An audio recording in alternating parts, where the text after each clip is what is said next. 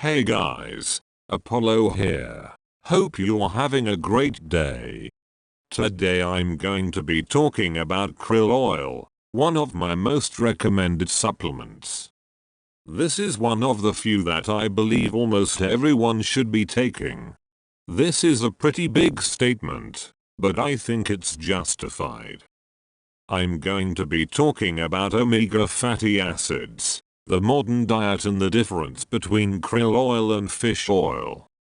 This is an important video, so take notes.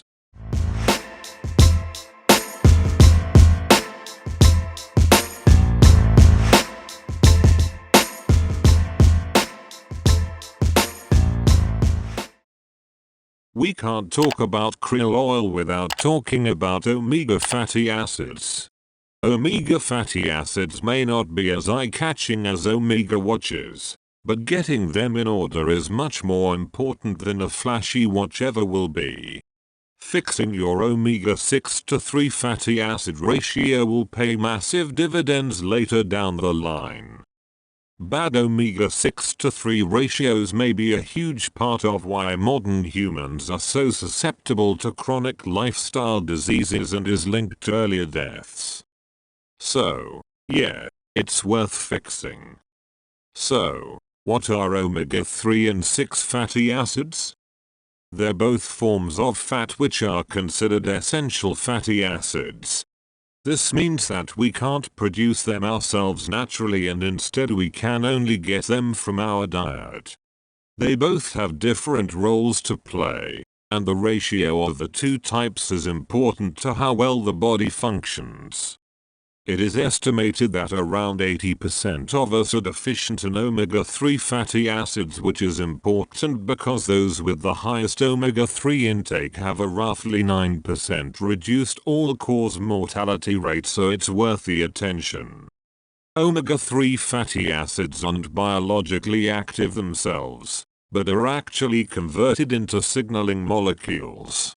These signaling molecules have many benefits, including improving immune function and neuronal signaling.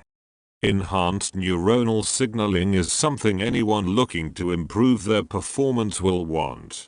Better signaling leads to improved cognition and improved mental health. While you can get performance-boosting effects from taking omega-3 fatty acids, most of the benefits will actually come from its preventative qualities.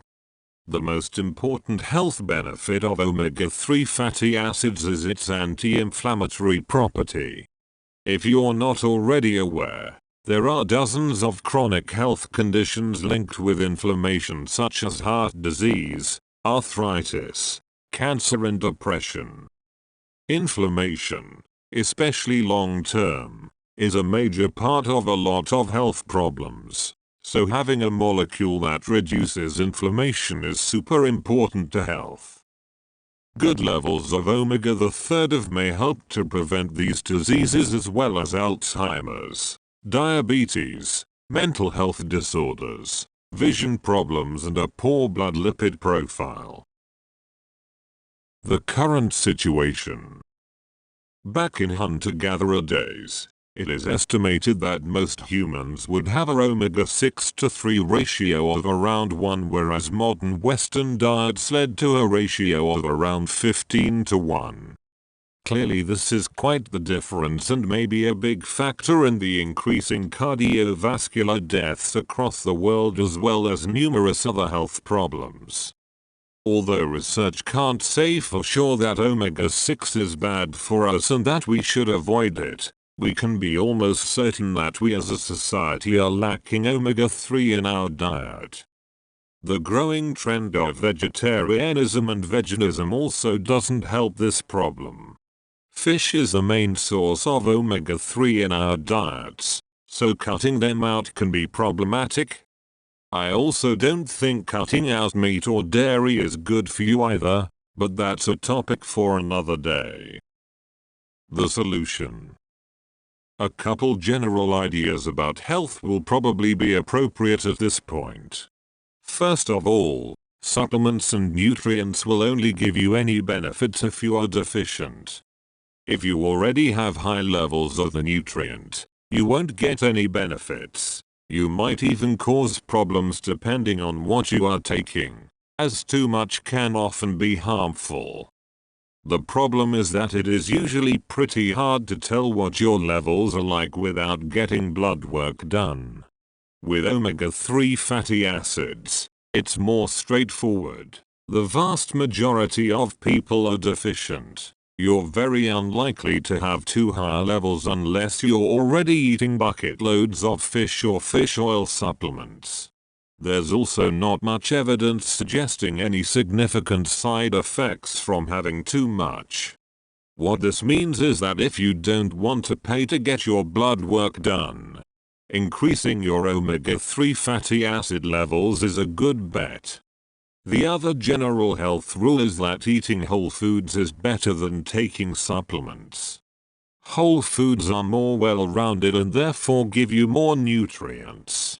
If you're going down the diet route, as I mentioned before, the best source of omega-3 fatty acids is fish, with mackerel, salmon and herring being good sources. Most types of fish will contain a decent amount of it though, so feel free to get creative.